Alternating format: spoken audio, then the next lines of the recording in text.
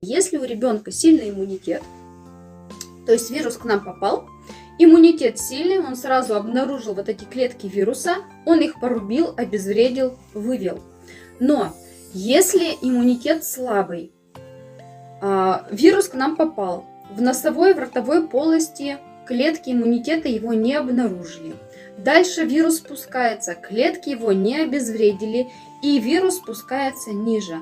Да, отсюда может просто обойтись кашлем, да, если вот где-то здесь остановилось, но чаще всего это бронхиты, это пневмонии. И очень много детей, которые болеют.